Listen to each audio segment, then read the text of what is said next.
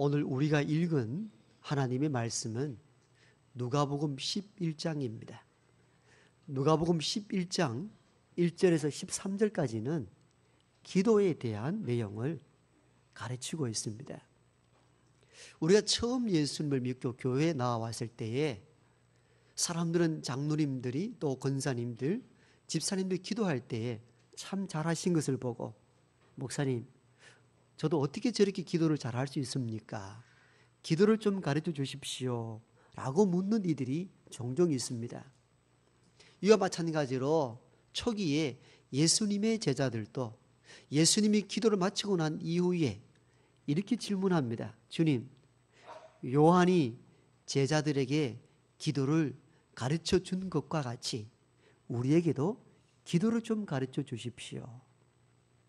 이 부탁을 받고 주님께서 너희는 이렇게 기도하라며 기도의 기본이 되는 기도문을 알려주십니다. 그것이 저와 여러분이 알고 있는 주 기도문입니다.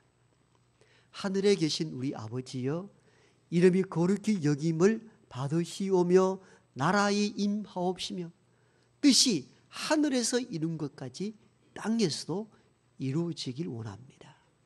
너희는 이렇게 기도하라. 이 주님께서 가르쳐 주신 주 기도는 기도의 본질을 가르친 것입니다.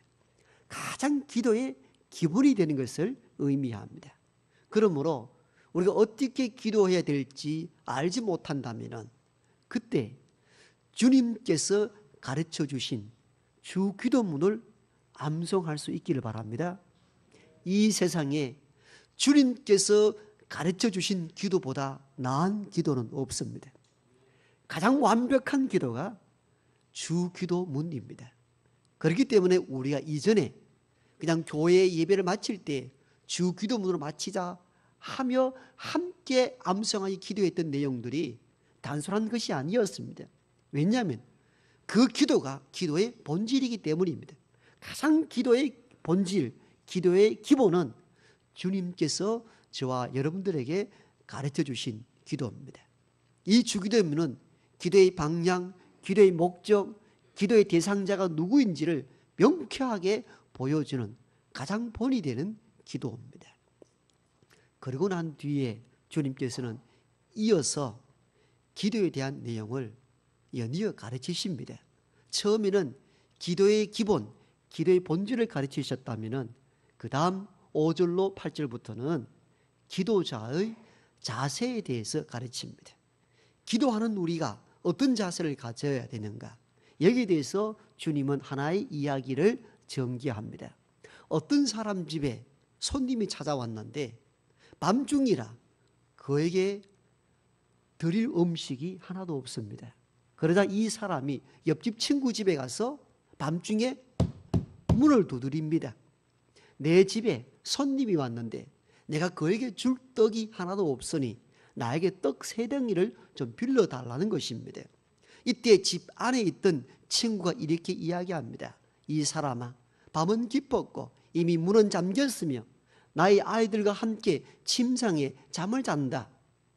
주님은 이렇게 이 이야기를 하면서 그러나 그 친구의 간청으로 인하여서 내가 일어나 너가 나의 친구 되기 때문이 아니라 강청함으로 일어나 너에게 떡을 주노라.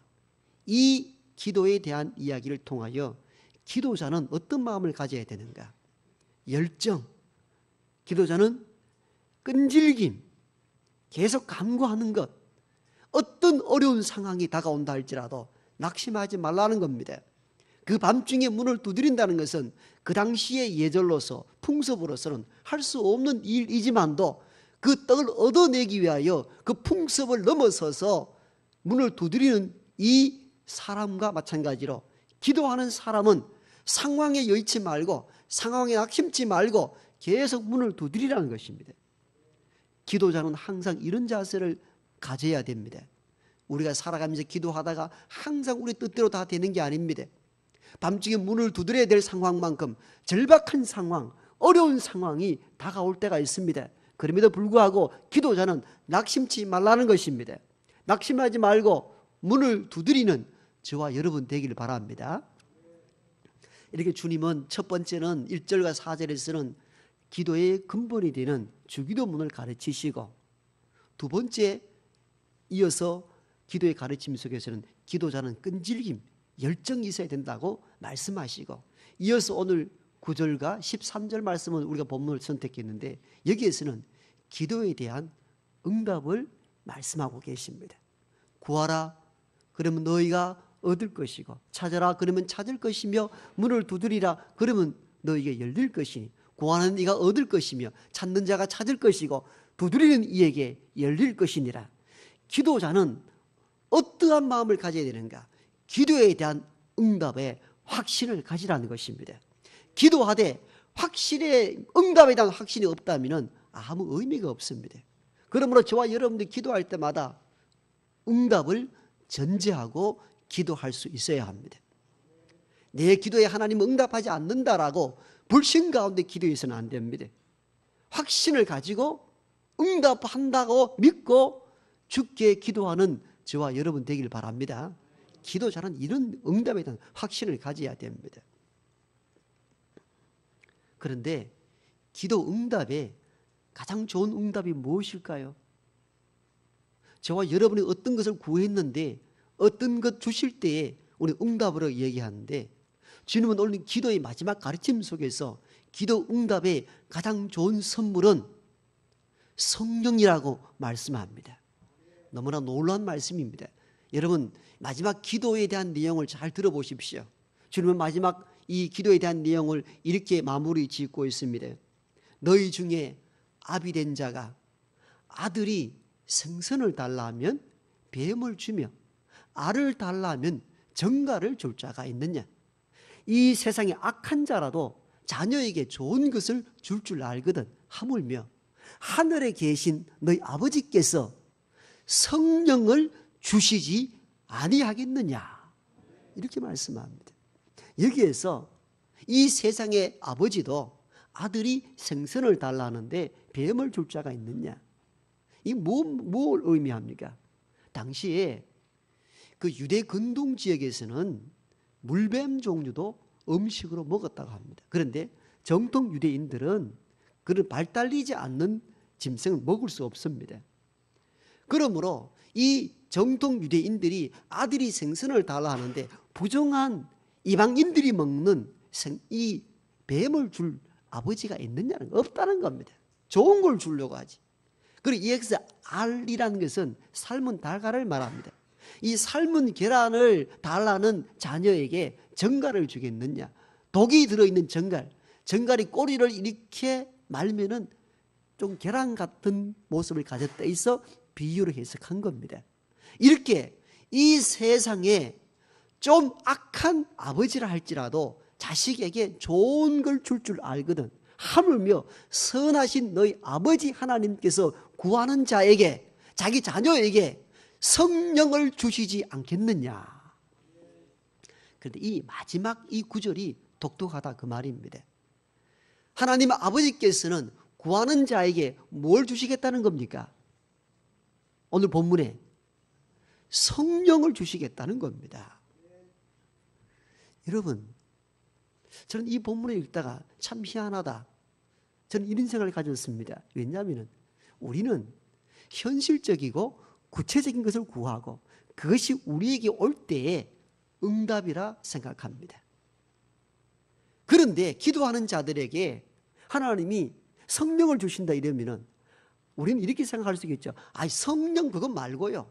뭐 성령 보이지도 않고 만들지도 않는데 그거 와봤자 뭘 할 겁니까? 내가 구하는 그것 주세요. 성령이 뭡니까? 그거 필요 없습니다. 이런 마음이 들 때가 있다는 거예요. 예를 들면 내가 물질을 구해서 물질을 주고 집 한 채를 구했으면 집 한 채가 턱 오고, 우리 아이 대학 가기를 원했으면 대학 턱 들어가고, 취업을 원했으면 취업이 됐다 하고, 결혼을 바랐으면 결혼되기를 바라고, 이게 응답이라 이렇게 생각했단 말이에요. 물론 여러 응답 중에 하나일 수 있지요. 그래서 우리는 이 본문을 해석할 때에 구하는 자에게 구하는 것 주신다 그러면 됐잖아요. 그런데 주님은 이렇게 기도에 대한 마무리를 합니다.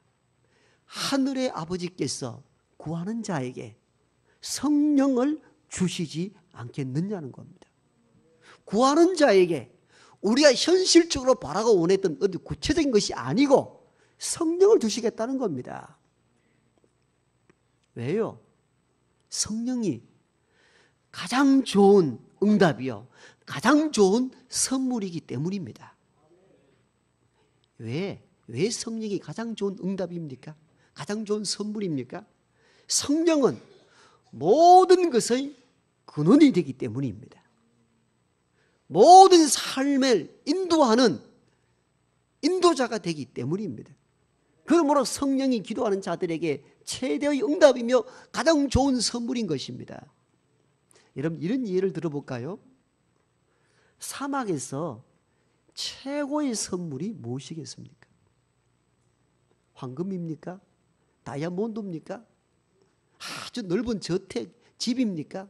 물질입니까? 사막에서 최고의 선물이 무엇이겠습니까? 물이겠죠. 오아시스를 만나는 겁니다. 여러분, 사막에 오아시스 물이 없이 집이 있든 황금이 있든 다이아몬드가 있든 무슨 의미가 있습니까? 살아갈 수가 없는데요. 사막에서의 최고의 선물은 오아시스를 만나는 겁니다. 물을 만나는 것은 사막에서 최대의 선물이고 가장 좋은 응답입니다. 그 오아시스가 있어야 사람이 생존할 수 있고, 생존이 되어야 집이 있든지 그 다음 물질이 필요한 거예요. 가장 소중한 것은 사막에서 선물은 물, 오아시스인 것과 마찬가지로 이 세상이 사막과 같다라고 여긴다면 이 세상에서 가장 필요한 것은 생명의 근원 되시는 성령이 우리에게 임재하는 것입니다. 그러므로 주님은 기도 응답자들에게 주시는 최고의 선물로 구하는 자에게 성령을 주시겠다고 말씀한 이유가 바로 여기에 있는 것입니다. 성령은 살리는 영이십니다. 우리를 회복시키십니다. 인간이 어떻게 자기를 보고 죄인됨을 인식할 수가 있습니까? 아무리 말이 배운 사람들이라 할지라도 자기를 통찰하여 내가 죄인됨을 인식하고 회개하는 사람은 아무도 없습니다. 오히려 말이 배우면 배울수록 교만해서 내가 무슨 죄가 있는데 라고 항변합니다. 그런데 놀랍게도 멀쩡했던 이 사람들이 자신을 바라보며 회개합니다. 내가 죄인됨을 고백합니다. 이런 일들이 어떻게 가능합니까? 주의 영, 성령이 저와 여러분들에게 임재했기 때문입니다. 성령이 임재할 때 인간은 인간의 본질과 인간의 심성을 알게 됩니다. 이건 세상에 줄 수 없는 선물입니다. 성령이 임재할 때만이 내가 얼마나 죄인되고 추악한 존재임을 인식하고 예수 그리스도의 십자가 사건을, 내 사건을 받아들이고 주님의 보혈의 십자가 사건이 나를 구원하는 하나님의 구원의 사건으로 받아들일 수 있게 합니다. 무엇이? 성령이 우리를 깨달아 알게 하시고 회개케 하시고 예수를 주라고 고백하게 만드는 것입니다. 그래서 고린도전서 12장 3절을 보면요, 성령이 아니고서는 예수를 주라 시인할 자가 없다 하셨습니다. 예수님이 내 구주가 되십니다라는 이 고백은 인간의 지혜와 능력으로 오는 것이 아니며 성령께서 우리를 깨우쳐 주셨기 때문입니다. 그러므로 우리가 구원에 이르도록 인도하신 이는 성령 하나님이십니다. 성령이 우리를 구원케 하셨으니까 성령만큼 좋은 선물이 어디에 있습니까? 그래서 주님은 구하는 자에게 성령을 주신다고 약속한 것입니다. 그만큼 중요한 것입니다. 여러분, 성령은 강팍한 마음도 깨뜨려서 부드러운 사람으로 만들어내는 능력을 지니고 있습니다. 누가 강팍한 사람을 깨우쳐 부드러운 심성으로 바꿀 수 있습니까? 세상 그 어떤 권세자, 어떤 힘 있는 자도 할 수 없습니다. 그런데 주의 영이 임할 때 강팍한 심령이 깨뜨려져서 놀라운 하나님의 사람으로 변화시키시는 능력이 그 안에 있습니다. 그러므로 저와 여러분들에게 주어진 최대의 선물은 성령님이십니다. 성령님을 사모하십시오. 사도행전 2장에 보면요, 사도행전 1장은 뭡니까? 이 사도행전 사복음서 끝이 나면 주님이 우리 위해 죽으시고 부활한 내용이 사복음서의 끝입니다. 사도행전 1장 보면 부활하신 주님이 제자들과 함께 40일 동안 이 땅에 함께 기거하시다가 하늘나라로 올라가십니다. 제자들을 두고. 그 제자들만 남은 거예요. 여러분, 우리 스승, 영적 지도자 예수님이 우리의 모습으로 보이지 않습니다. 이 세상은 핍박이 심합니다. 환난이 끊임없이 일어납니다. 얼마나 두렵습니까? 그래서 그들은 몰래 숨어서 마가 다락방으로 숨어 들어왔습니다. 왜 마가 다락방이겠습니까? 광야나 마당으로 나가지 않고, 광야나 마당이나 어떤 사람들이 많이 모이는 이런 곳으로 나갈 수 없었던 이유는 핍박과 환난이 많았기 때문입니다. 작은 소수의 무리들이 몰래 숨어 들어간 곳이 마가의 다락방이었습니다. 그들이 할 수 있는 일이 많지 않았습니다. 주님은 이제는 하늘나라로 올라가셨고 자기들만 남았습니다. 앞으로 이 일을 어떻게 헤쳐나갈지, 뭘 먹고 살지, 환난과 핍박을 어떻게 피하고 어떻게 이겨나갈 수 있을 것인지 숨죽여가면서 그들이 할 수 있는 유일한 일은 사도로부터 말씀을 배우고 기도하는 일밖에 없었습니다. 기도에 전무했다라고 사도행전 2장에 언급하고 있습니다. 기도에 전무했는데 하나님의 기도에 대한 응답의 역사가 일어났습니다. 그것이 무엇입니까? 주의 영이었습니다. 성령이었습니다. 사도행전 2장에는 불의 혀 같은 성령이 마가의 다락방에 임했다고 기록하고 있습니다.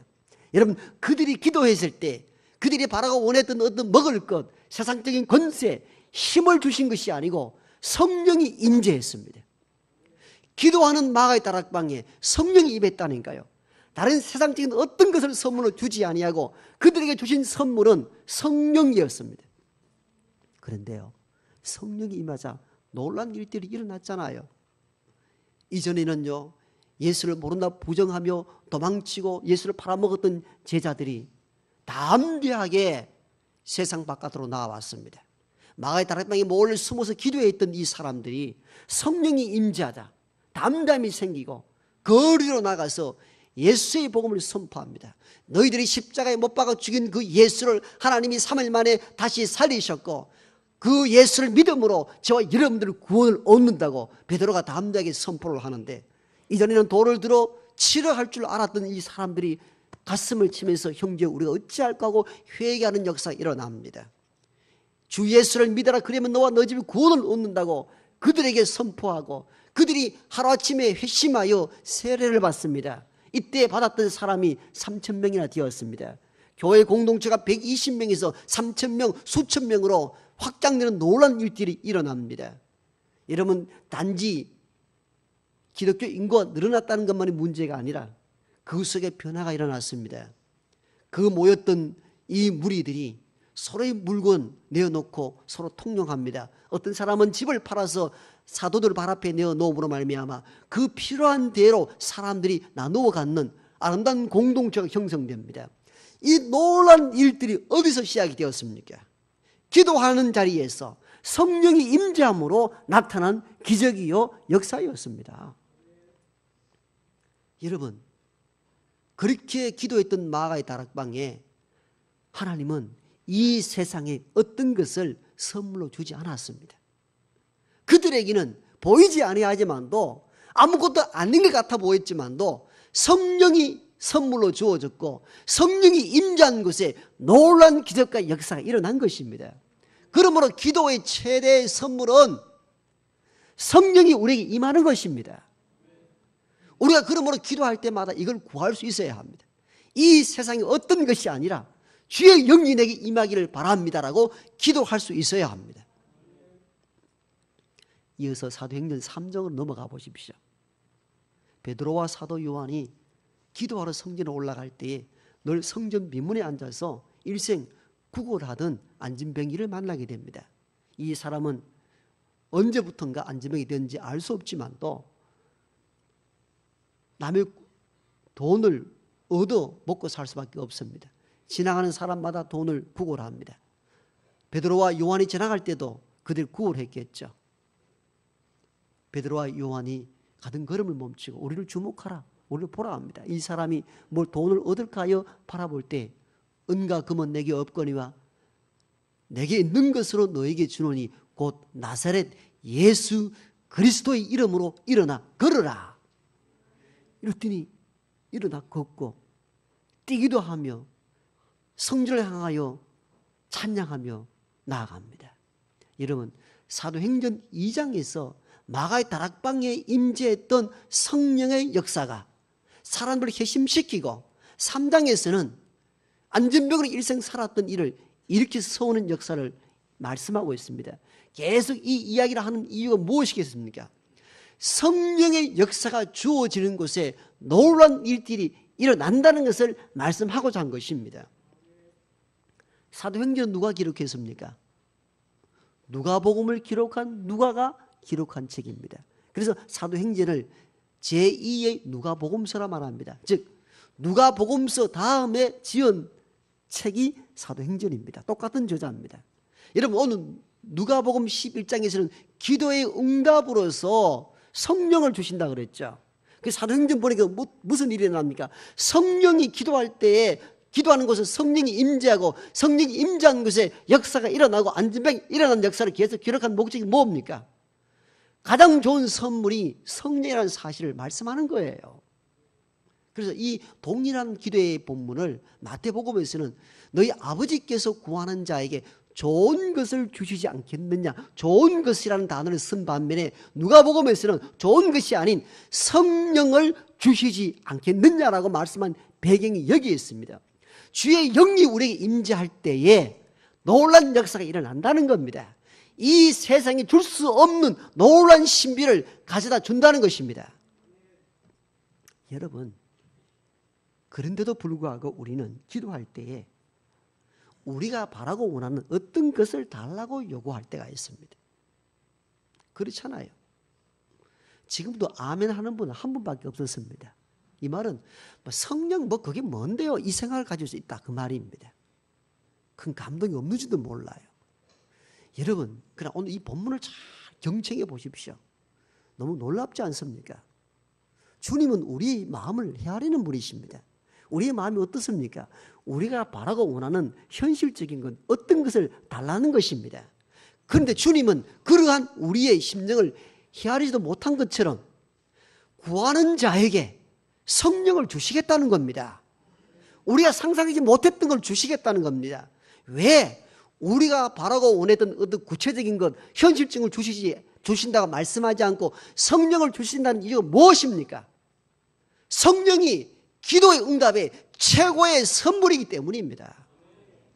이 성령 우리에게 올 때 우리 마음의 변화가 일어나고 예수를 나의 구주로 고백하여 구원에 이르도록 하고 우리가 어디로 가야 돼 알지 못할 때 성령 우리를 인도하기 때문에 기도 응답의 최고의 선물은 성령인 것입니다. 여러분, 그러므로 우리가 기도할 때에 성령을 사모해야 합니다. 성령 우리에게 임재하기를 기도해야 합니다.